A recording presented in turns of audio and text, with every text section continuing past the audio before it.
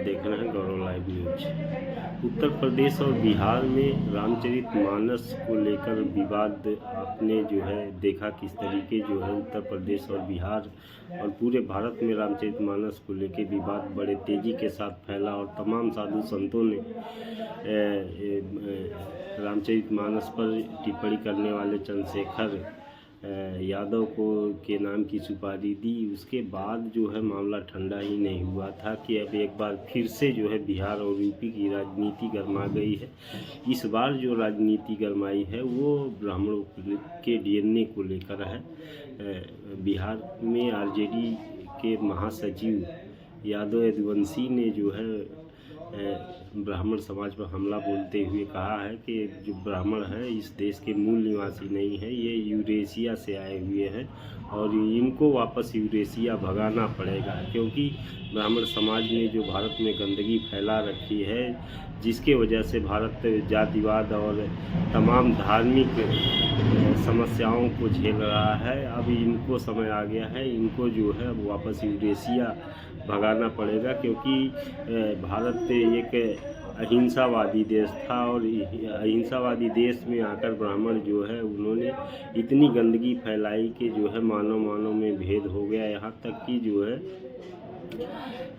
जानवरों से भी बदतर जो है हालात मनुष्यों के हो गए, जिसको लेकर अब मीडिया में यादव यदुवंशी के बयान को लेकर चर्चा बड़े तेज है और पूरे भारत में जो है यह वीडियो वायरल हो रहा है। दुनिया भर के लोग इस वीडियो पे अपनी प्रतिक्रिया दे रहे हैं।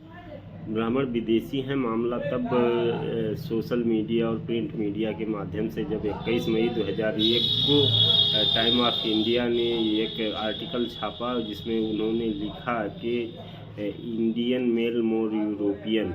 उसके बाद से पूरे भारत में यह समाचार आग की लपट की तरह फैल गया और वामसेफ के लोग जब ये प्रचार कर रहे थे कि ब्राह्मण विदेशी हैं तब लोगों को जो है थोड़ा सा आशंका होती थी। लेकिन 21 मई 2001 को जब टाइम्स ऑफ इंडिया ने रिपोर्ट पब्लिश की, डीएनए रिपोर्ट पब्लिश की, तो उसके बाद से जो आम जनमानस है उनके दिमाग में ये बात गूंजने लगी और जिसके बाद से पूरे भारत में जो है ब्राह्मण विदेशी है कि एक माहौल चल गया और वर्तमान में अब ये मामला बड़े तेजी के साथ तूल पकड़ रहा है।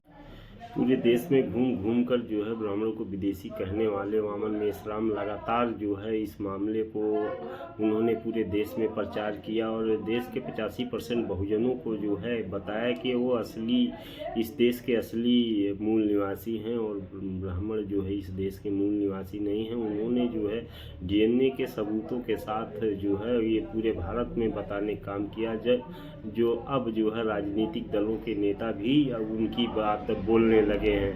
अब और समय समय पे आरएसएस के संघ चालक मोहन भागवत का भी बयान आता रहता है।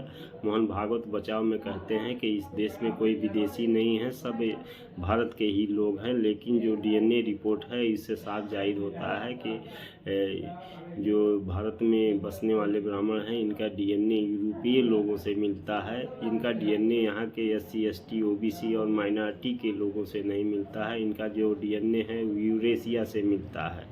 तो इस समय पूरे देश में देसी और विदेशी का जो माहौल है वो गर्म होता नज़र आ रहा है और आए दिन राजनीतिक दल जो है इस पे बोलते रहते हैं। बिहार के नेता मल्लिकार्जुन खड़गे उन्होंने भी जो है साफ तौर से चेतावनी देते हुए उन्होंने कहा था कि हम इस देश के मूल निवासी हैं, आप लोग विदेशी हैं, आप लोग बाहर से आए हुए हैं। तो ये अब देखा जाए तो जिस कॉन्सेप्ट को वामसेफ ने पूरे भारत में प्रचार किया और लोगों को बताया, असली इतिहास लोगों को बताया, अब वो इतिहास जो है वो राजनीतिक पार्टियों के बहुजन नेता बोलने लगे हैं और कहीं न कहीं आरएसएस के संघ चालक जो है अब इस पे अपना बचाव समय समय पे देते हैं। कहीं ऐसा ना हो ब्राह्मण समाज के ऊपर जो है वो एकाएक विद्रोह पैदा हो जाए।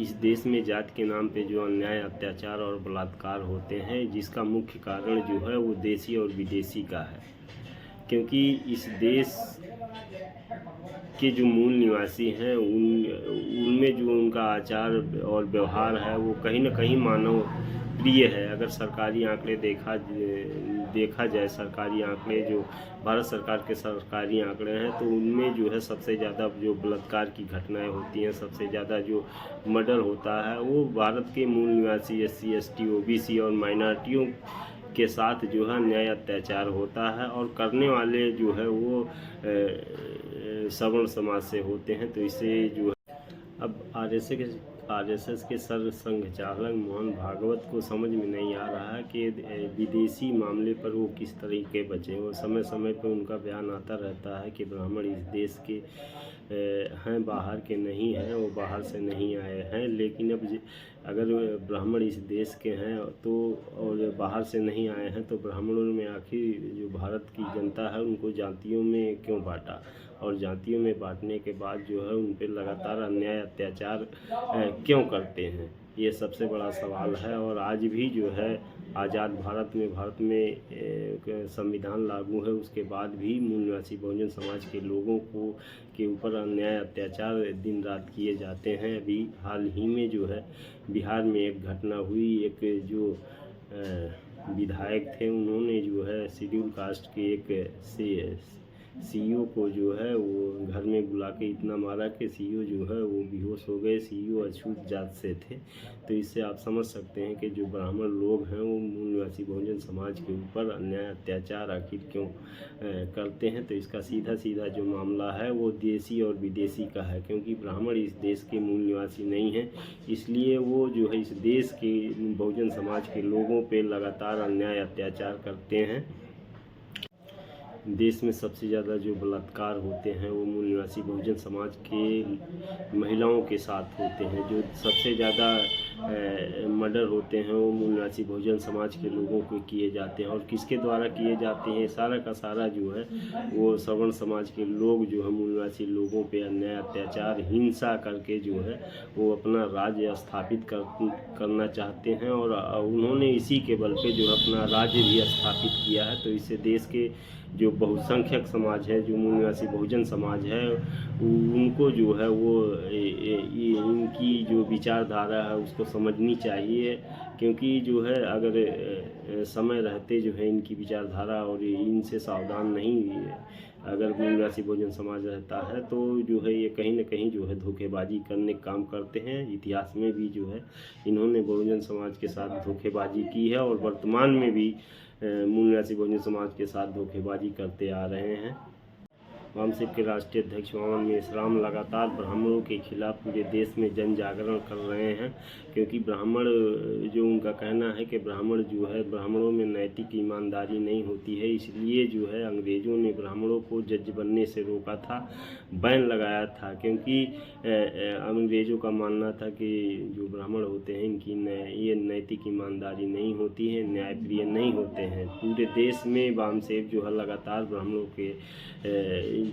की जो सच्चाई है, ब्राह्मणों का जो इतिहास है वो मूल निवासी बहुजन समाज को बता रहे हैं। और लगातार वो कोर्ट में भी जो है EVM के खिलाफ लड़ाई लड़ रहे हैं, क्योंकि इस देश में EVM के माध्यम से सरकार चुनी जाती है, और सरकार चुनने के बाद जो है वो ब्राह्मण समाज के लोग अपने मन मुताबिक जो है वो MP MLA चुनते हैं, जिसे मूल निवासी बहुजन समाज के लोगों पे लगातार अन्याय अत्याचार हो रहा है और लोकतंत्र की हत्या हो रही है। तो वामसेप ने जो है इस देश में जो है देसी और कौन है और विदेशी कौन है, इसकी पहचान आज से लगभग 40 साल पहले जो है उन्होंने बताना शुरू कर दिया था। और वो जब है वो वर्तमान में जो है अब लगभग भारत के लोगों को जानकारी हो गई है। और उनका जो RSS के लोग हैं वो लगातार राष्ट्रीय मीडिया में हिंदू मुसलमान का प्रोपेगेंडा चलाते हैं, और